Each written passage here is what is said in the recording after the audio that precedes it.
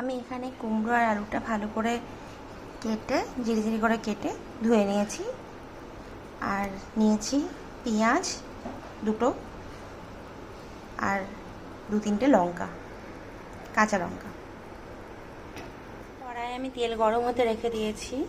এর মধ্যে তেলটা গরম হয়ে গেলে আমি কালো জিরে দিয়ে দেবো।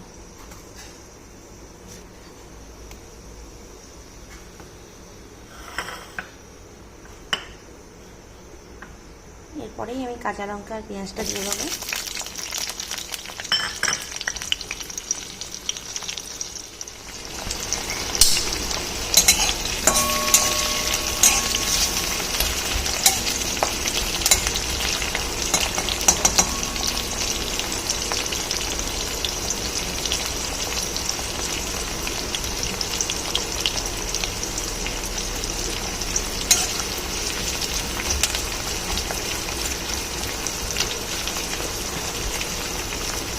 পেঁয়াজটা আমি খুব বেশি ভাজবো না, অল্প একটু হতে দেবো।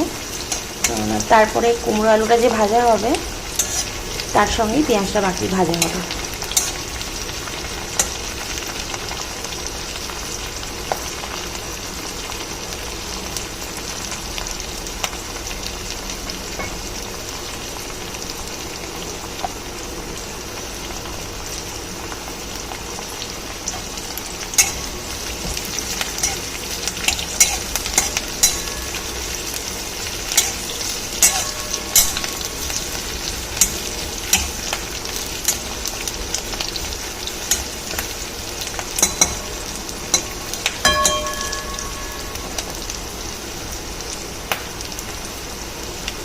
দেখুন আমার পেঁয়াজটা মোটামুটি ভাজা হয়ে এসছে।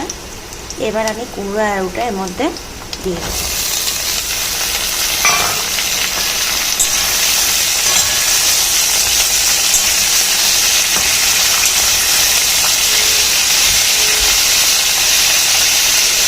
দেখুন আমি অনেকক্ষণ ধরেই ভাজছি। এরপরে আমি এর মধ্যে নুন আর হলুদ গুঁড়ো দিয়ে দেবো।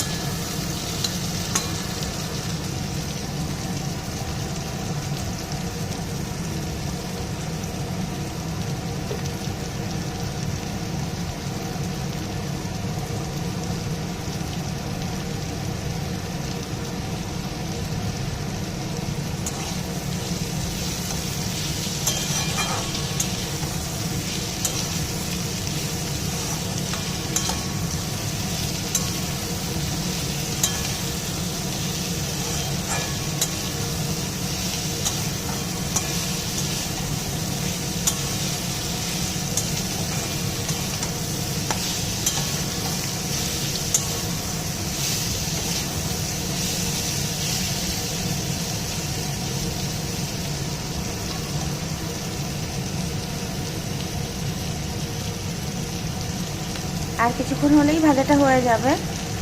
তারপরে ভাত দিয়ে রুটি দিয়ে যা দিয়ে ইচ্ছা এটা কিন্তু খাওয়া যাবে।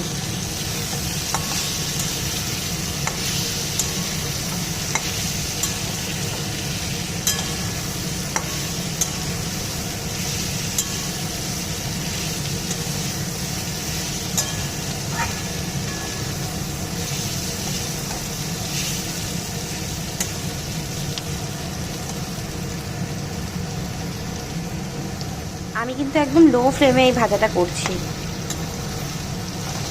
এবার আমি 2 মিনিটের জন্য এটা ঢাকা দিয়ে ছেড়ে দেবো।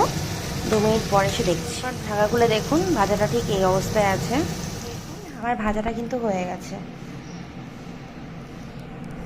আপনারা চাইলে এটা রুটি বা পরোটা সকালের খাবারের সাথে বা দুপুরে ভাতের প্রথম পাতেও খেয়ে নিতে পারেন।